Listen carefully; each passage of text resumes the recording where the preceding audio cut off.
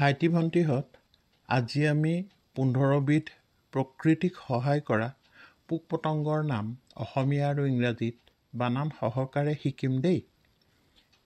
Today we will learn the name of 15 insects in Assamese to English with proper spellings.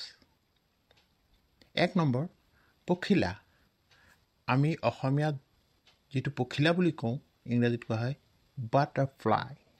Spelling হৈছে BUTTERFLY butterfly. Butterfly মানে পখিলা। 2 number মৌমাখি।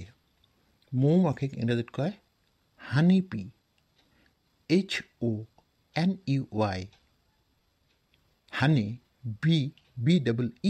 BE honey B মানে মৌমাখি। 3 number পৰুৱা। পৰুৱাটো তোমালোকে দেখিছাই মাটিত ঘূৰি ফুৰে।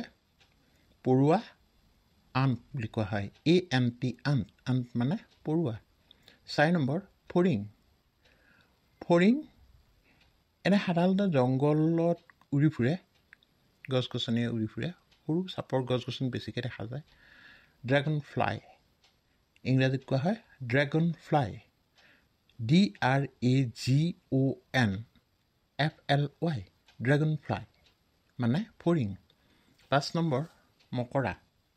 মকৰাক ইংৰাজীত কয় স্পাইডাৰ SPIDER স্পাইডাৰ। স্পাইডাৰ মানে মকৰা। 6 নম্বৰ ভোমোৰা। ফুলে ফুলে উৰি ফুৰে ভোমোৰাবিলাক। ভোমোৰাক ইংৰাজীত কি বুলি কয় বাম্বল বি। স্পেলিং হৈছে BUMBLE bumble. BE bumble bee মানে ভোমোৰা। 7 নম্বৰ গোবৰুৱা পোক। গোবৰুৱা পোক সাধাৰণতে গোবৰতহে মানে গোবৰৰ মাজতে পোৱা যায়। গোবৰুৱা পোকটো ইংৰাজীত কোৱা হয় ডাং বিটল DUNG ডাং বিটল BEETLE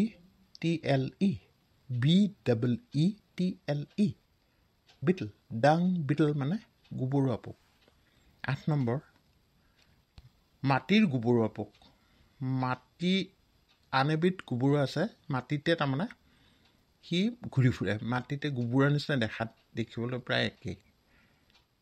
মাটিৰ গোবৰুৱা পোক সেইটোক কয় ground beetle GROUND ground beetle BEETLE beetle. 9 নম্বৰ জোনাকী পৰুৱা বা জোনাকী পোক firefly FIREFLY firefly মানে জোনাকী পৰুৱা বা জোনাকী পোক। 10 নম্বৰ কুমাৰণী পোক। কুমাৰণী পোক সাধাৰণতে এই ঘৰ দুৱাৰৰ খিৰিকীত দৰ্জাত বা বেৰবিলাকত সাধাৰণতে ই মাটিৰে কুমাৰে যেনেকৈ মাটিৰ পাত্ৰ সাজে ঠিক তেনেকৈ এই পোকটোৱে মাটি আনি মুখত মানে সামান্য মাটি আনি ইয়াতে কি কৰে এটা ডাঙৰ এটা ঘৰ বনায়। ইহঁতৰ এটা কলহ আকৃতিৰ বা এটা মাটিৰে লিপি এটা ঘৰ বনায় আৰু গতিকে সেইকাৰণে এই পোকটোক কোৱা হয় কুমাৰণী পোক। ইংৰাজীত এই কুমাৰণী পোকটোৰ নাম কি জানানে মেচন ৱাস্প।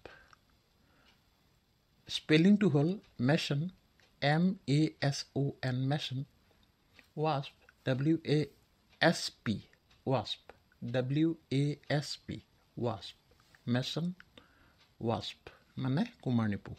11 নম্বৰ মুগা পলু। মুগা পলুৰে কি কৰে মুগা সূতা আৰু অসমৰ এই মুগা সূতা বিখ্যাত হয়নে।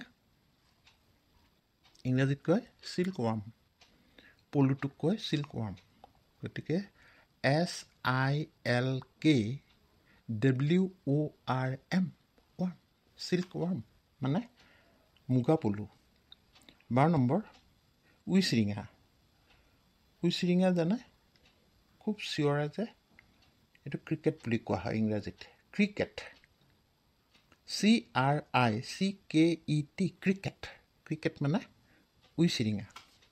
13 নম্বৰ শামুক। শামুকটো জানাই বাৰিষা কালত ওলাই যায়। শামুকক কি বুলি কয় ইংৰাজীত? স্নেইল। SNAIL, snail. স্নেইল মানে শামুক। 14 নম্বৰ কেঁচু। কেঁচুটো দেখিছাই, মাটিত থাকে, সেমেকা মাটিত পোৱা যায় সাধাৰণতে, আৰু খেতিপথাৰবিলাকত থাকে দেই। সেইকাৰণে কেঁচু খেতিয়কৰ পৰম বন্ধু বুলিও এষাৰ কথা আছে। কেঁচুৱে কি কৰে, মাটিখিনি বেছি পলসুৱা, বেছি হেৰি কৰি তোলে, উৰ্বৰ কৰি তোলে, খেতি ভাল হয়। সেইকাৰণে কেঁচুক তাৰমানে সাধাৰণতে ইংৰাজীত কেঁচুক কি বুলি কয়? আৰ্থৱৰ্ম। স্পেলিংটো হ'ল EARTH, earth. Worm, WORM, worm. Earthworm মানে কেঁচু। আৰু 15 নম্বৰ ফৰিং।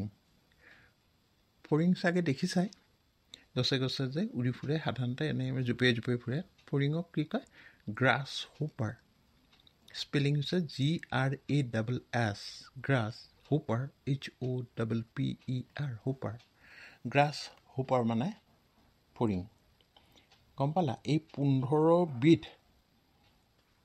প্ৰকৃতিক সহায় কৰা পোক পতংগৰ নাম আমি অসমীয়া আৰু ইংৰাজীত বানান সহকাৰে শিকিলোঁ আজি, নহয়নে বাৰু?